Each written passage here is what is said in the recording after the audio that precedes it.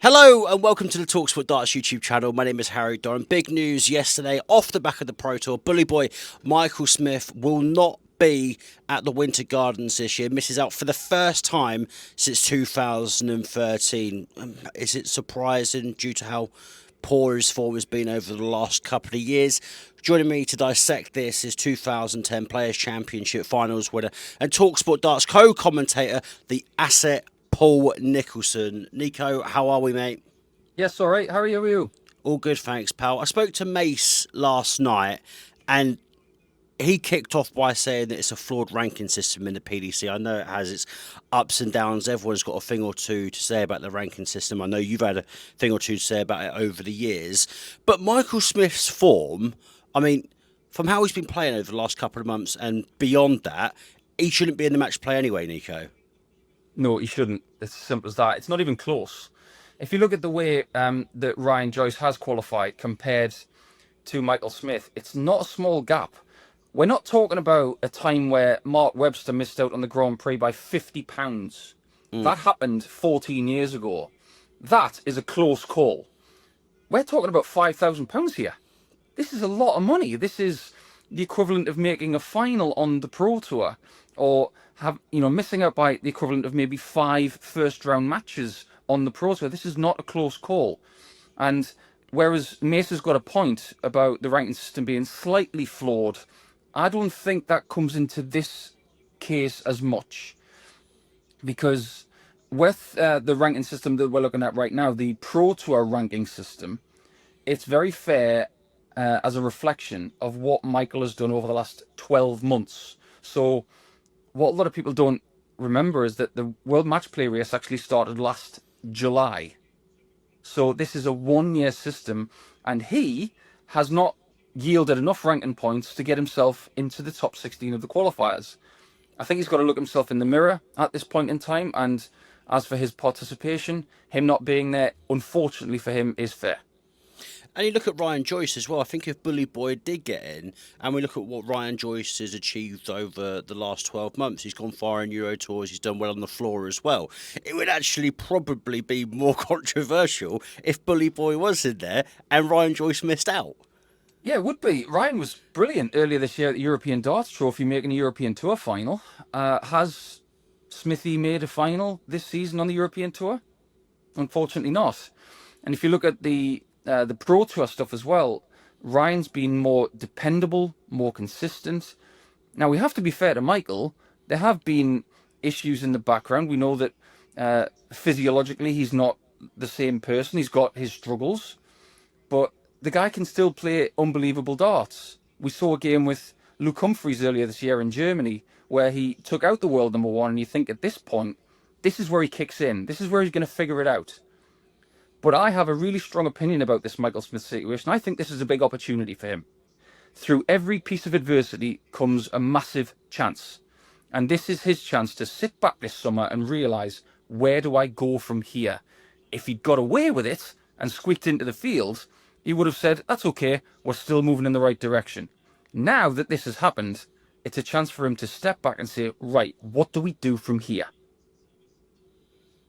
What would you do with him, though, with you being a coach and you dissect his game? Obviously, you're so heavy on the comms for the PDC and also talk sport as well. If you had one-on-one time with him, what would you do? How would you break down his game? The first thing I would do is sit him down for about 2 hours and listen, because I want to know how hungry he is. I want to know what he wants for the future, and I don't want to hear any of the stock answers that we get from a lot of dart players. I want to be world champion a second time. I want to get that match play in the bag. Well, that's not going to happen when you're not in the field. It's a case of maybe taking a step back and realizing I'm no longer a Premier League player. I am still going to be a world champion for the rest of time. That's something that can't be taken away. But Michael van Gerwen was very, very correct earlier this year when he was talking candidly about his career. He said, judge me on the player I am now, not the player I was 5-6 years ago. Michael was spot on. We now have to judge Michael Smith on who he is now, not who he was in 2023. So I want to listen to his way of speaking about his career and what his genuine goals are for the next couple of years, because they have to be different than they were 2 years ago. Is there something with darts players as well? If you win that first World Championships, I think Taylor said it at one point, where he was like, "It's all good winning one, but people might think that's a fluke. You have to go on and win another to prove that you're actually the real deal."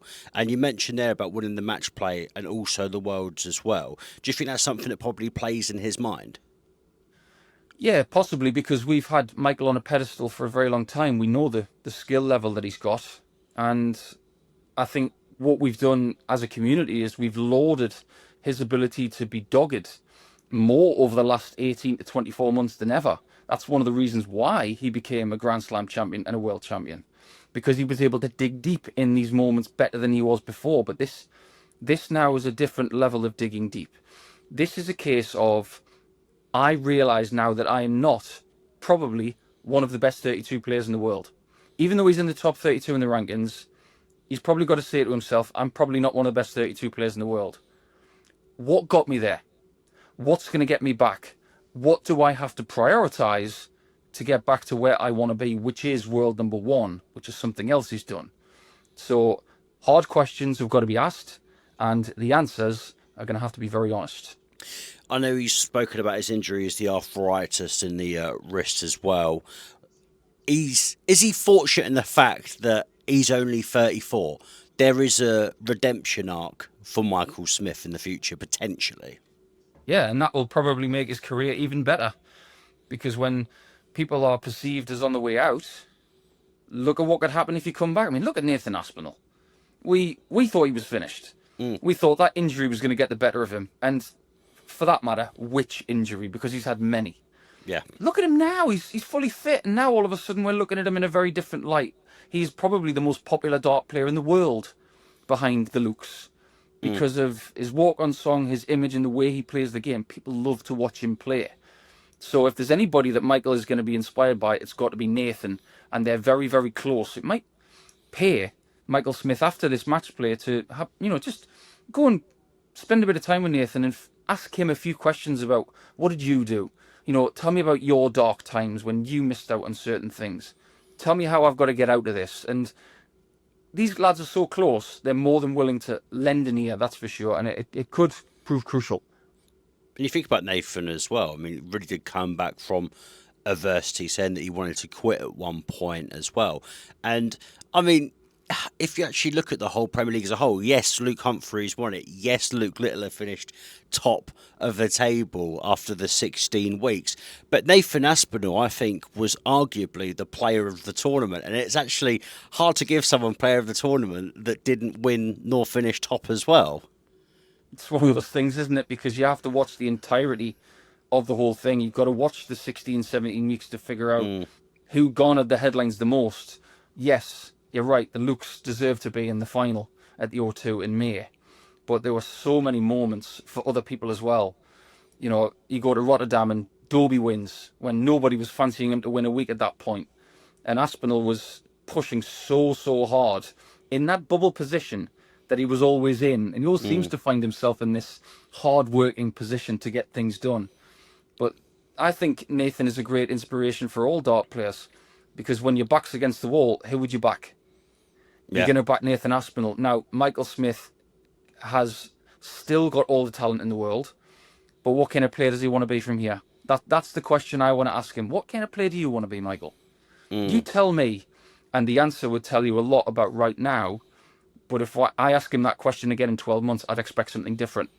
Nico, on to the World Match Play then. The 32 players were confirmed yesterday off the back of the Pro Tour. Anything can happen in Blackpool. It's such a wonderful venue.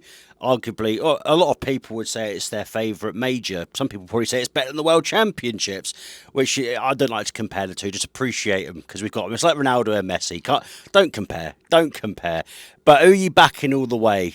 I mean, don't say the two Lukes because it's boring. I want Paul Nicholson's outside shout for the match play this year. Well, Josh Rock. I mean, the way he's playing this year, he's bagging 9 darters, he's winning titles, he's got fire in the belly, especially after winning the World Cup. I mean, if you're not going to go for Humphries or Littler, I think a lot of people are going to say Josh, because He's got the capabilities of beating anybody on the planet.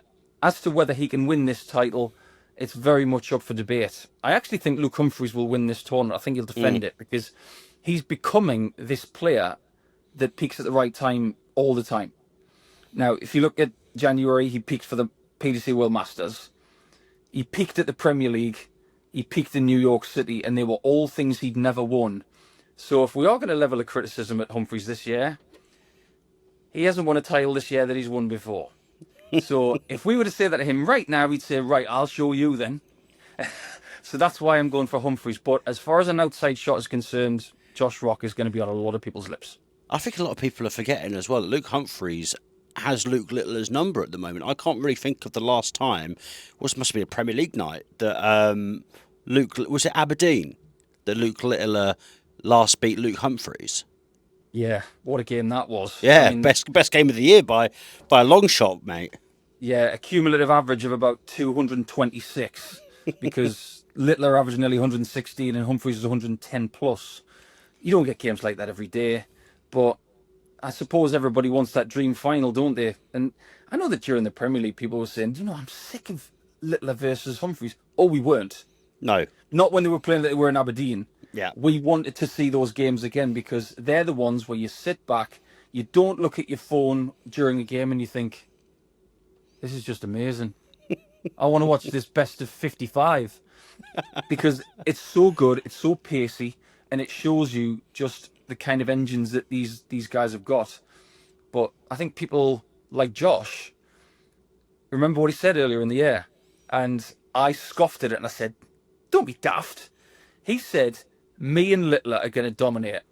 Within 4 weeks, I kid you not, I said, all right, you're right, I'm wrong. Because the way he was playing, I thought, new darts, it's going to take him a while to get used to them. If anything, when he picked them up, he got better. So fair play. He's done exactly what Dobie did when he moved to Target. He said, you know what, forget this new equipment nonsense. I'm actually going to be better with these, and he has been. Paul, I want to thank you so much for your time, mate. Ladies and gentlemen, remember, talkSPORT will have commentary of the World Matchplay. Paul will be part of our commentary team, along with Ian Danter, Mark Wilson, and also Chris Mason as well. Cannot wait to get going at the Matchplay. Please remember, if you're new here, to like and subscribe just down below.